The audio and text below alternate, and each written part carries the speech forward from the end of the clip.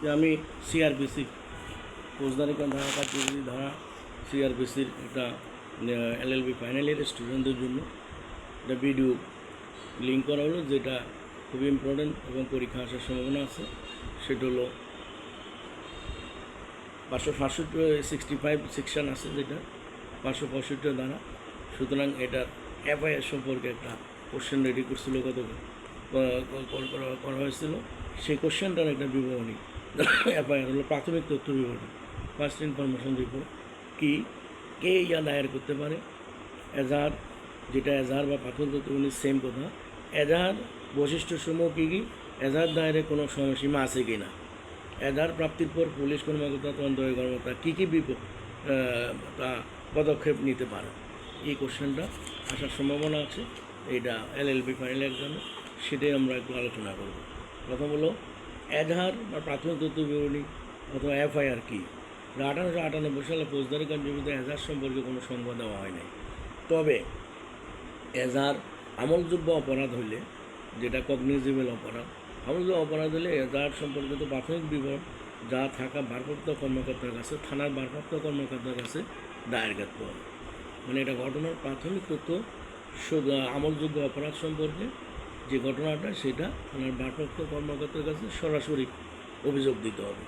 অভিযোগ হলো লিখিত আকারে থানার ভারপ্রাপ্ত কর্মকর্তা লিপিবদ্ধ করবে, এবং এটা এজাহারের ধারা হলো 154 ধারা।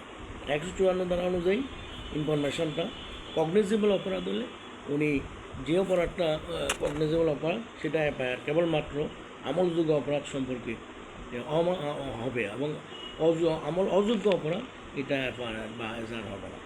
আমল অযোগ্য অপরাধ শুধু হবে সেটা জিডি, জেনারেল ডায়েরি থানা করা হবে।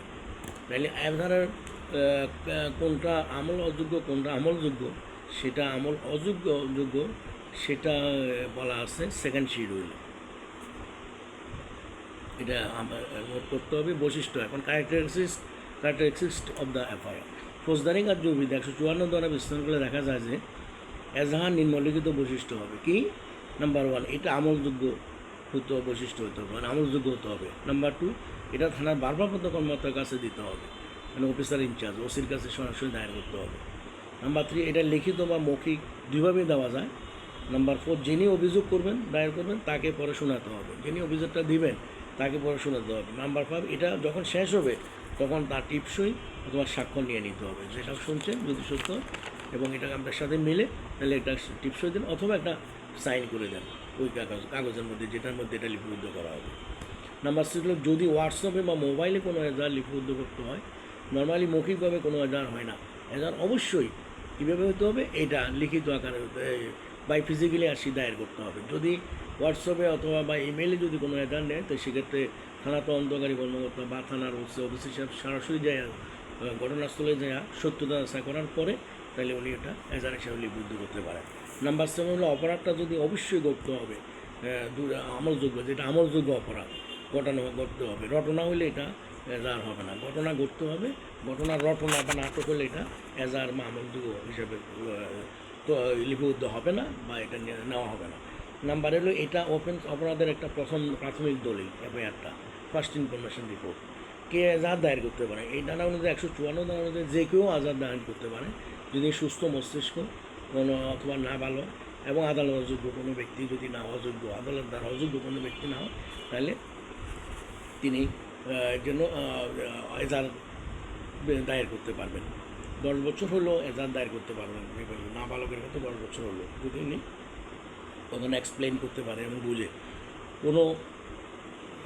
কোন ক্ষেত্রে যে কেউ দায়ের করতে পারে এজাহার দায়ের করতে পারবেন না, সেটা 197, 198, 199 এই 3টা দ্বারা বলা আছে যে কেউ এজাহার দায়ের করতে পারবেন না।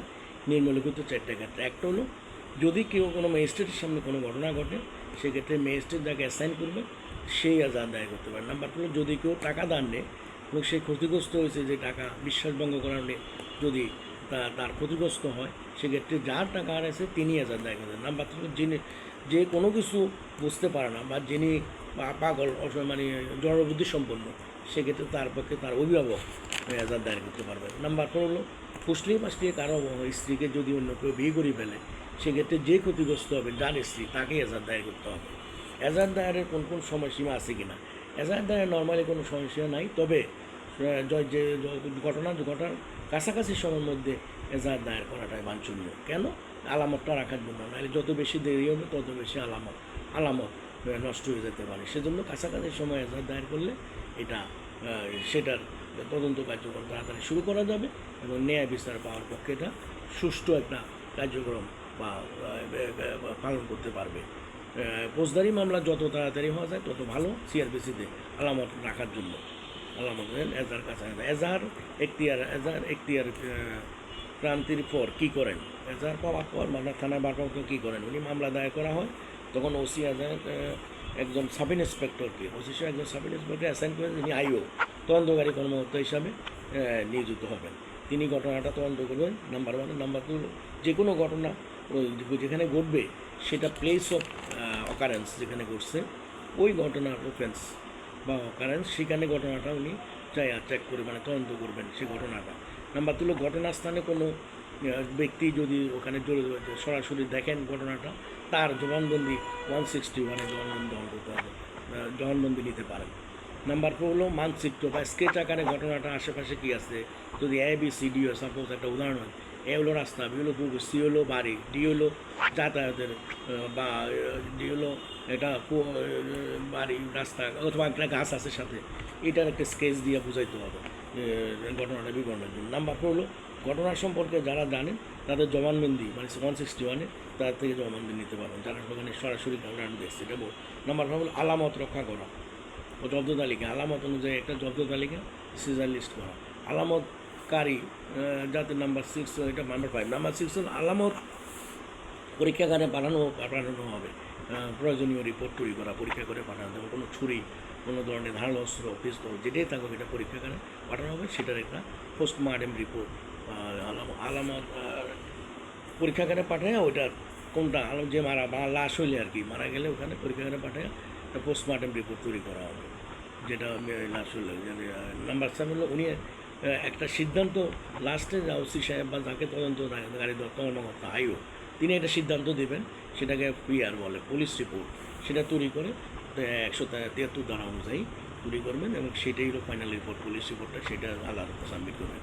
দুটো আজাদ যদি একসাথে হয় তাহলে যেটা থেকে বেশি ইনফরমেশন বেশি থাকে সেটাকেই ওই এজাহারের অন্তর্ভুক্ত করা হবে। আবার যদি একটা থানায় দায়ের করার পর দিলে আবার কোর্টে দায়ের করা হয়, সেক্ষেত্রে দুটাকে সংযুক্ত করে সমন্বিত করে একটা এজাহার অন্তর্ভুক্ত করতে হবে। এই হলো মোটামুটি এজাহারের প্রশ্নটা। সুতরাং এটা LLB সেকেন্ড ইয়ার ক্লাসের জন্য ভালো মনে করি আমরা এটা ভিডিওটা লিঙ্ক দেওয়া হলো। আমরা 2024-25 আমরা পরীক্ষা দেবো ফার্স্ট ইয়ার ফাইনাল নভেম্বরে, কিন্তু এরপরে সেকেন্ড ইয়ারের জন্য আমাদের এটা লিপিবদ্ধ থাকবে। আর যারা এখন সেকেন্ড ইয়ার তারাও এটা ফলো করতে পারে। সবাই ভালো থাকবেন, সুস্থ হবেন, সবাই দোয়া করবেন। আসসালামু আলাইকুম রহমতুল্লাহ, ধন্যবাদ।